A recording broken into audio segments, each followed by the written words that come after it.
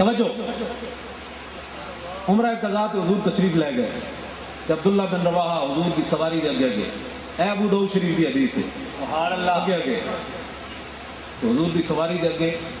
کافر سامنے کھڑے، انہاں حضور نو نہیں سی نا مطلب پہلے سال آن دیتا عمرے واسطے، کہ آج عبداللہ بن رواحہ درباری شاعر کی کہنے فرماندن خلو بن الکفار عن سبیلی اليوم نضربکم علی تنزیلی ضربا یزیل الحام عن مکیلی ویزل الخلیل عن خلیلی، فرمایا ہٹ جاؤ آج رسول اللہ دی ذات آ رہی، سبحان اللہ، فرمایا ہٹ جاؤ آج حضور آ رہا ہے، فرمایا جی آج روکیا رسول اللہ دی سواری نے کسی نو تے آج اسی گردناں لا دیاں گے، یار دی خبر کوئی نہیں رہنی۔ تے جدو ایک گل کیتی نا عبداللہ بن رواحہ نے تے حضرت فاروق اعظم بول اٹھے، اے نہیں مطلب کہ آپ کوئی نرم پالیسی والے تھے، آپ بتانا چاہتے تھے بھئی کیا مطلب کوئی کہنا ہے بھئی عبداللہ بن رواحہ آپ شعر پڑھ دے رہے، حضور نے پتہ ہی نہیں سی، ورنہ حضور نے حرم میں اتنی ڈاڑی گل نہیں سی کرن دیں گے۔ فرمایا یا ابن رواحہ بین یدی رسول اللہ وفی حرم اللہ، آپ نے فرمایا عبداللہ بن رواحہ حضور کے سامنے اتنے ڈاڑے شعر پڑھنا کہ اللہ دے گھر،